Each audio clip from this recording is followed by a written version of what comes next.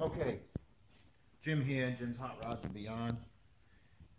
I'm going to show you, this is what I'm doing. We're talking about the GMC G1000 and how busy things can get when you're dealing with small little items and trinkets. So I'm going to show you something real quick.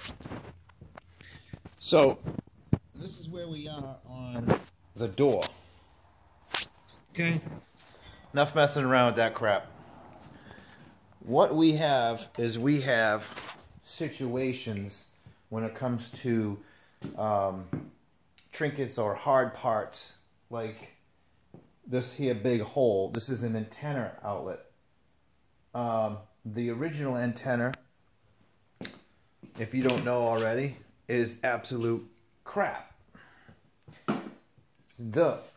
Though I need an antenna, you could take the antenna and get rid of it and weld this up and run an antenna in the dash like I'm doing to my 49 Ford. That's a custom look, so I didn't want any antenna on that because originally what happens is that antenna on those types of trucks actually rots the firewall and the cowls out. So on this one, I want to keep this. So this is what we have. This is the original one. By the way,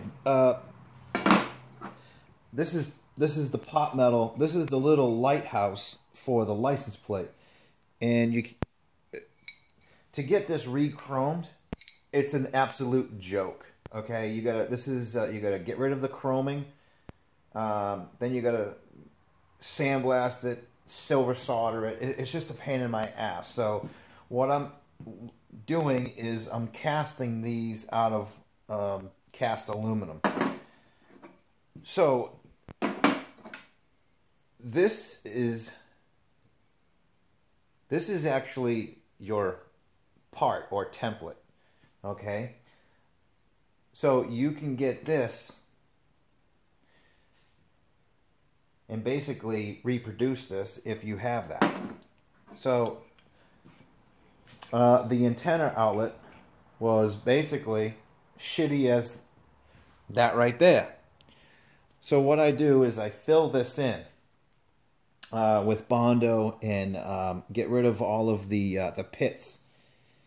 The original hole was a huge ass. This was a huge ass antenna. You can see how big that damn thing was. So we ain't gonna use that. We're gonna throw that away.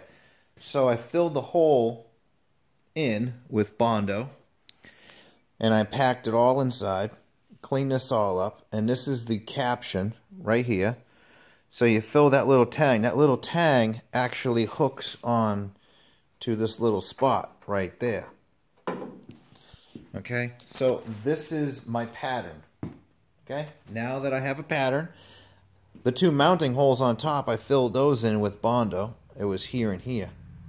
Okay, so that's my pattern, and I'm going to show you what's going on.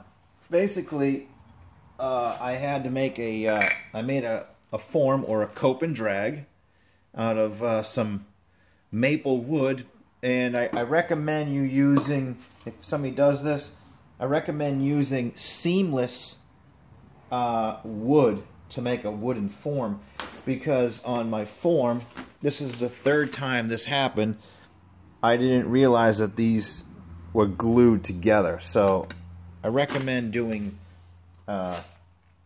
solid wood. Long story short, basically to cast the new part, you make a cope and drag with green sand, which is under here in the plastic, and you've seen one of my other videos that I did, but I'm not going to get involved with that because there's a lot of other people doing that. I just do the part and end it. So anyways, this is what I have for a pattern, and I'm going to show you what I ended up with. Don't forget, it looked like this. That's shitty. So we're going to take the pattern, we're going to go over to the buffer. This is the buffer. Okay? Now, this pattern, this old antenna bracket has a gasket. Okay? That gasket goes inside here, and it's pretty tightly machined, precision made. So you're asking yourselves, how the hell can you make that? Well, this is what I got. I'm going to show this to you. And I made the casting. And that's what I ended up with. With all the holes re-drilled. This is the old part. Shitty and Pity. Made by Montgomery Ward. Because they made all the trinkets and hard parts back in the day. And that's the gasket for it. And this right here, my friends, is the finished product after you cast a pattern from an old piece. Okay? You can see the caption all cut out. Got the holes drilled for the new one. Let me ask you something. There's not too many people doing this, for one. Would you rather put this back on you? Because I know 99% of the people at the car shows are putting this back on their shitbox car. You're not fooling anybody. It took me 3 times to try to cast this.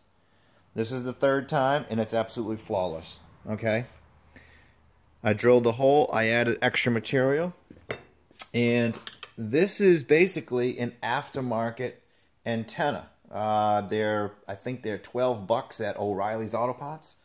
So basically, I kind of modified. I had to modify the end a little bit. Just re-epoxy that because the bolt was just the bolts on those are kind of stupidly big, and they wouldn't hold together. But this one's perfect. Basically, all you're after is that fitting. Comes with a new finial cap. I have 2 or 3 different sizes. I have a 6-inch, this is a 12, and then I have a big 30-inch. I think I'm going to use the 12-inch because I like the way that... And this is stainless, by the way. So the original one was probably chrome back in the day. So there you go. This is an irregular pattern, by the way. Right here. You see how it's not straight. Okay? So it's very, very difficult to have a 2-part mold and cast this because it's irregular. So basically I had to lay this down and do it twice, and then turn it upside down, and I had to reverse the form to do this, but this is what you get, Vanners. Okay? You Vanners out there, you don't have anything like that. Let's go see what it looks like on the van. Because, well, we won't know what it looks like until it, well, put it on there. Caption goes in. Screw goes on. Look at that. You Vanners don't have nothing like that. Okay?